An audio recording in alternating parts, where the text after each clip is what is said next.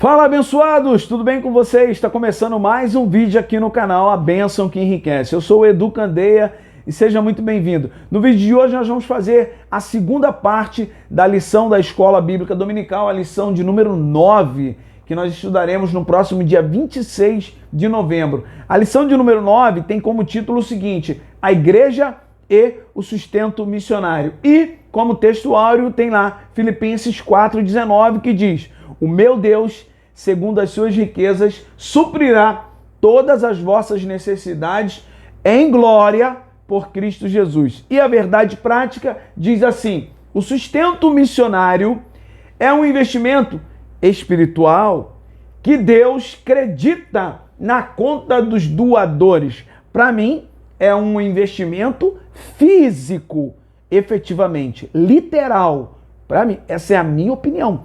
Se você tem uma opinião diferente dessa, coloca aqui nos comentários. Por quê? Um investimento físico. Os missionários, quando nós fazemos um investimento, espiritual, nós estamos orando pelos missionários, intercedendo, jejuando pelos missionários.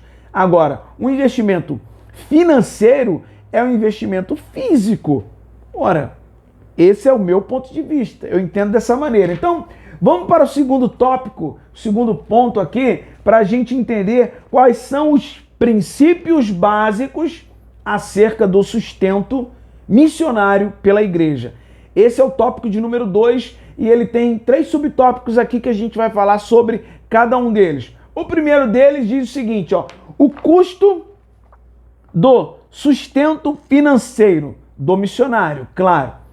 Mas antes, eu quero ler para você aqui um trechinho da nossa leitura bíblica em classe. Essa leitura bíblica em classe está lá em Filipenses 4, do 10 ao 20, que foi o texto que o comentarista embasou aqui.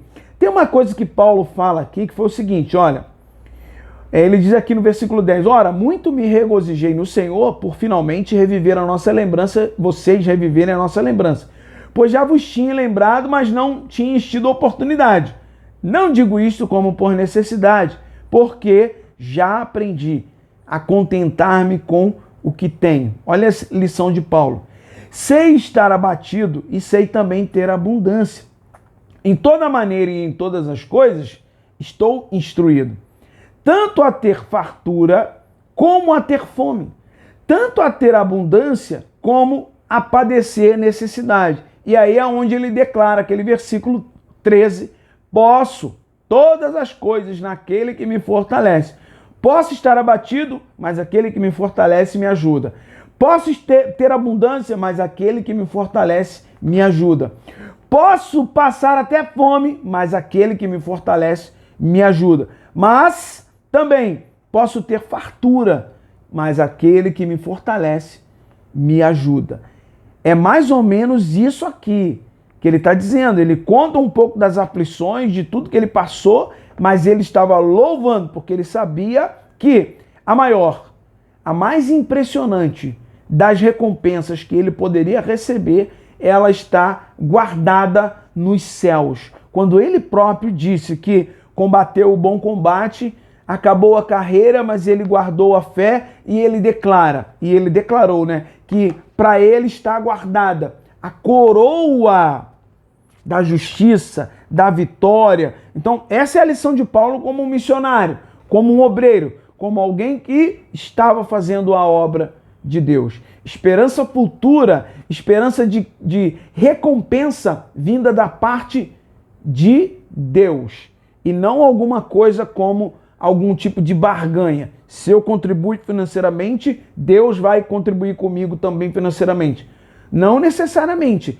Ele quer abençoar, abrir as portas da abundância, da prosperidade na vida de todo cristão. Mas nós temos que fazer a nossa parte, não só em contribuir, mas, meu filho, você precisa estudar, você precisa se preparar, você precisa se especializar em alguma coisa, você precisa aprender sobre a questão financeira, como controlar as suas finanças, como fazer menos dívida. Isso tudo faz parte. Não é só, não, eu vou contribuir financeiramente com a obra missionária e Deus vai retribuir para mim, porque está dito lá em Filipenses 4,19, Ele vai suprir todas as vossas necessidades. Por isso que eu já comentei aqui o meu ponto de vista nesse aspecto, sabe? Então, vamos lá. O custo do sustento financeiro. Antes de se lançar em qualquer projeto missionário, a igreja local deve fazer os cálculos de custos. E diz o seguinte: é prudente que previamente seja estabelecido um contrato entre a igreja e o missionário, estabelecendo todas as tratativas acordadas com o missionário e sua família antes do envio dele.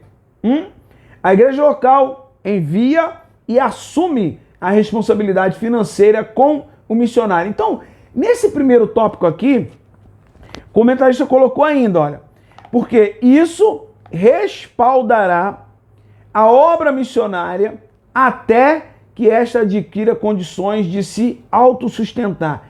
Ele está dizendo aqui sobre planejamento da igreja local ao querer enviar um missionário. Tem que ser feito um projeto, um planejamento financeiro para que a igreja consiga arcar com a responsabilidade de cuidar, sustentar esse missionário lá no campo missionário. Ele também coloca aqui de forma muito clara que é preciso estabelecer as tratativas com o missionário e com toda a sua família. Como? Fazendo um acordo, como que um contrato entre a igreja e o missionário. Aí eu pergunto para você, será que todas as igrejas têm feito esse tipo de prática?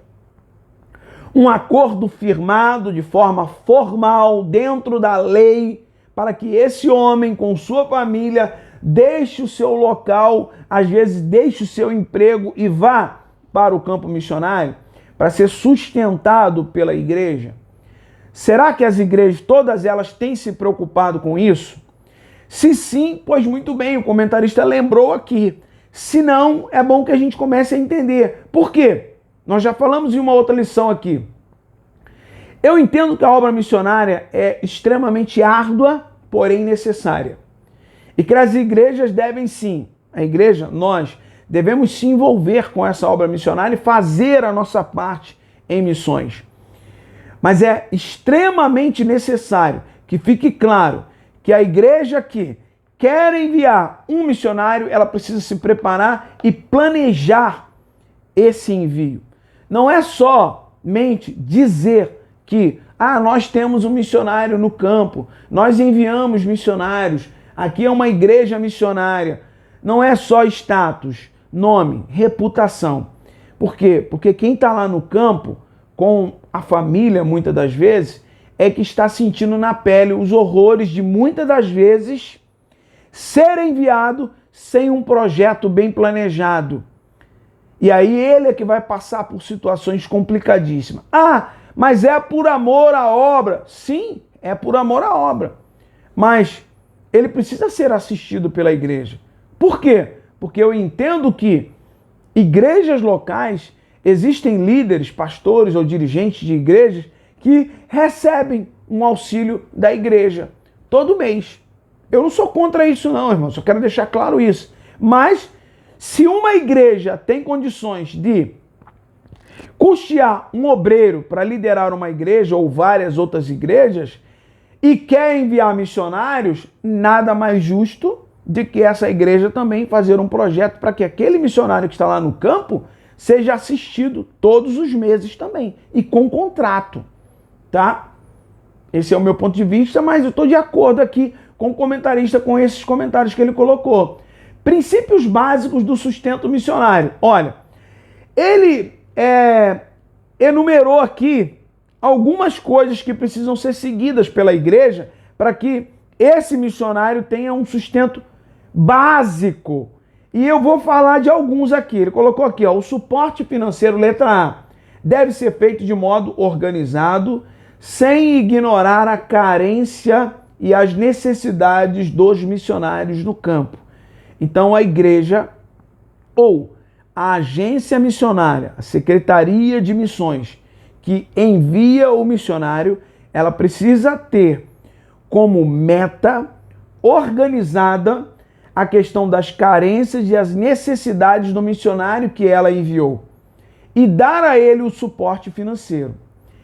A letra C que ele colocou, o sustento de missões, é uma resposta voluntária dos fiéis, ou seja, da igreja, em gratidão a Deus pela salvação e que apoiam a proclamação do evangelho. E por isso doam voluntariamente as suas ofertas para sustentar os missionários enviados.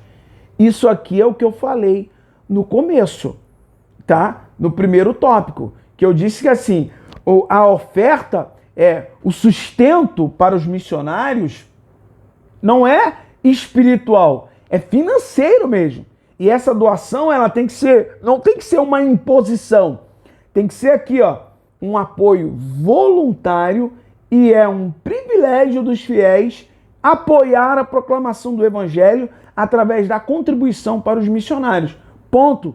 É isso. Tá claro aqui. O ponto 3. Um apoio fiel e permanente. Ou seja, permanente por quê? Porque o missionário ele é enviado e todo mês ele tem custos lá. Então todo mês a igreja tem que enviar o custeio para ele. É isso. É um apoio fiel e permanente. Ponto. O apóstolo Paulo elogiou os filipenses pelo apoio fiel e permanente. Filipenses 4,16.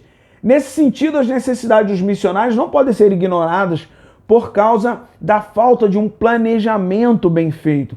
Olha o que o comentarista está colocando aqui. As igrejas que querem enviar missionários precisam se planejar para tal. É desafiador, não é qualquer igreja. A igreja precisa ter uma estrutura para poder enviar o missionário, irmãos. Não adianta, às vezes uma igreja pequenininha quer enviar um missionário e não tem condições de custear a ida do missionário. Terão problemas, irmãos. É claro que terão problemas. E aí eu volto a dizer, enviar missionários não é uma questão de status ou de boa reputação para a igreja.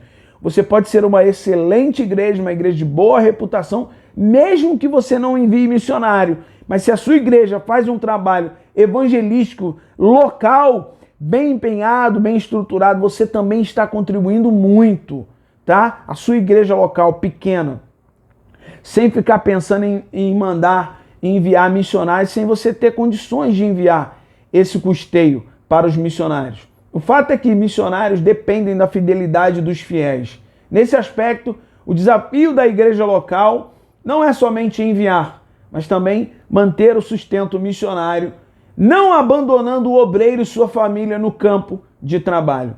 Então, ele termina aqui esse tópico número 2, a parte 2, que fala, e aí ele coloca a sinopse. Os princípios básicos do sustento missionário passam pelo suporte financeiro, entrega eficiente dos recursos e voluntariedade. Então, é isso.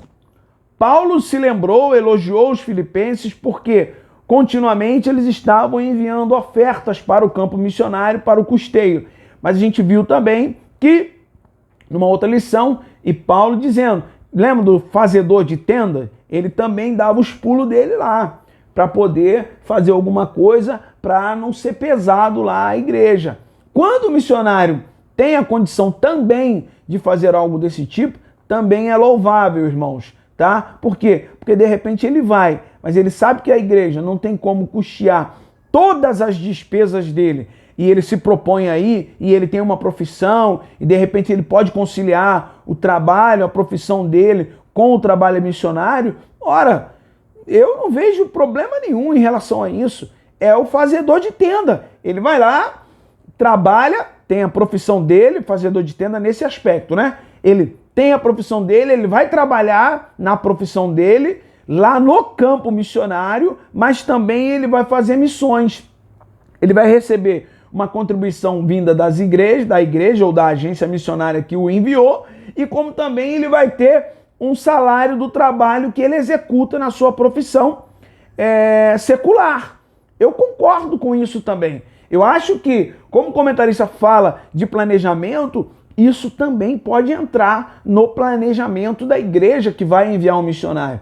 De repente, um missionário que já tenha uma profissão. Lembra que a gente falou numa das lições a respeito de jovens missionários que se formam em uma profissão, seja um médico, um psicólogo, enfim, um arquiteto ou uma outra profissão qualquer que em determinados países essa pessoa, por ter essa profissão, ela vai ter até mais facilidade de entrar no país. Por quê? Porque o país quer a mão de obra dela. Então pode ser uma porta de abertura ali, de entrada, né? Para que a pessoa entre como, vamos dizer, um trabalhador secular, mas também como um agente missionário para a proclamação da palavra de Deus. Então, eu espero que você tenha gostado e entendido, porque esse tópico aqui falou sobre planejamento, principalmente, sobre a importância de ter um acordo estabelecido da igreja com o missionário, se preocupar em que os missionários lá precisam da oferta voluntária de cada um dos irmãos. E ele colocou bem aqui, corrigindo que é uma resposta voluntária, o sustento de missões, uma resposta voluntária e não espiritual, né, irmãos? Eu bato nessa tecla porque essa é a minha opinião. Se você tem uma opinião diferente, coloca aqui nos comentários. Coloca nos comentários também o que você achou do vídeo. Se você gostou, deixa o seu gostei, compartilhe esse vídeo com o maior número de pessoas e que Deus te abençoe abundantemente. Lembre-se que a bênção do Senhor é que enriquece. Até o nosso próximo vídeo, querendo Deus. Tchau, tchau.